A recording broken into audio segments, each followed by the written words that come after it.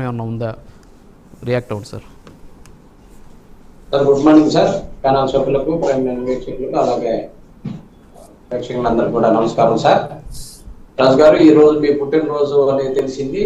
మీకు పుట్టినరోజు శుభాకాంక్షలు. Thank you sir. అలాగే ఇప్పటిదాకా వైఎస్ఆర్ కాంగ్రెస్ పార్టీ చెబుతున్నటువంటి ప్రతి మాటకి సంబంధించి లోకేష్ గారు అసెంబ్లీలో అలాగే శాసన మండలిలో కూడా వివరణ ఇవ్వడం జరిగింది సార్. ఇచ్చినటువంటి వివరణ వైఎస్ఆర్ కాంగ్రెస్ పార్టీ ఏదైతే చెప్తా ఉందో అదే మాటని లోకేష్ గారు ఒప్పుకోవడం జరిగింది. ఒప్పుకోవడం అంటే ఏదో వైఎస్ఆర్ కాంగ్రెస్ పార్టీకి మద్దతు ఇవ్వటం కాదండి. ఎగ్జామ్ లేకుండానే మేము ఇచ్చాము, జాబ్స్ ఇచ్చామని చెప్పేసి శాసనసభ అసెంబ్లీ సభ సందర్భంగా జరిగేటటువంటి లైవ్ ప్రోగ్రామ్ లో ఇచ్చినటువంటి మాటని చెప్పడం జరిగింది. ఇదే కదా మేము మొదటి నుంచి చెప్తా ఉంది. ప్యాకాట్ రాయుళ్లకో లేకపోతే దారిని పోయే దానయ్యలకో ఎవరో మీకు కావాల్సిన వారికి ఎల్లో కండువా పట్టుకున్నోడుకో ఎల్లో కండువా చుట్టుకున్నోడుకో ఉద్యోగాలు ఇచ్చారని చెప్పేసి మేము మొదటి నుంచి చెప్తా ఉన్నాం. అదే నిన్న మంత్రి గారు చెప్తూ ఆయన వివరణ చెప్పడం జరిగింది.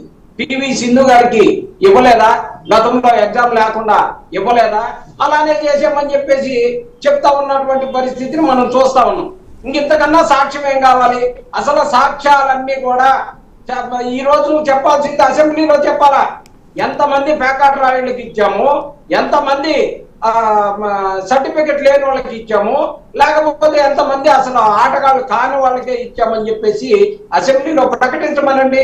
ఇదిగో టెట్ ఎగ్జామ్ లేకుండా ఎంతమందికి ఇచ్చాము, లేకపోతే ఇలా చేసామని చెప్పేసి మొత్తం ప్రకటించాల్సిన అవసరం వాళ్ళ మీద ఉంది సార్. ఇలా లోకేష్ గారు మాట్లాడినటువంటి మాటల మీద ఖచ్చితంగా వాళ్ళు వివరణ ఇస్తే ప్రజలందరూ కూడా డౌట్లన్నీ పోతాయి కదా. మనకి మంత్రి గారే చెప్పారు కదా, ఎగ్జామ్ లేకుండానే ఇచ్చామని చెప్పేసి చెప్తా ఉంటే ఇంకెంతకన్నా రోజు సాక్ష్యాలు మనం ఎన్ని మాట్లాడుకున్నా సరే అధికారికంగా శాసనసభలో ప్రకటించమనండి సార్. అలాగే ఇందాక శ్రీనివాస్ రాజు గారు ఆయన శ్రీనివాస్ ప్రసాద్ గారు మాట్లాడుతూ చెప్తా ఉన్నారు, బాగా ఎగ్జామ్స్ అన్ని బాగానే జరిగినాయి, ఎవరు దానికి సంబంధించిన వాళ్ళు పాల్గొనలేదు, లేకపోతే డిఎస్సికి సంబంధించి అక్కడ ఏ జరిగినట్టుగా అనుకుంటున్నారని చెప్పేసి ఏదో మాట్లాడారు సార్. నీటికి సంబంధించిన దాంట్లో కూడా 21 మంది పిల్లలు చనిపోతే ఆ కుటుంబ సభ్యులు కూడా అందరూ పాల్గొనలేదు సార్.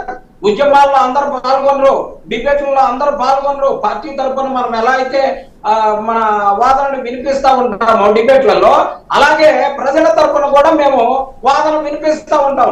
అలాగే నీట్ ఎగ్జామ్ లో కూడా జన్జీకి సంబంధించినటువంటి అతను కూడా ఎగ్జామ్ రాసిన అతను కాదు, కానీ మరి అంత ఉద్యమానికి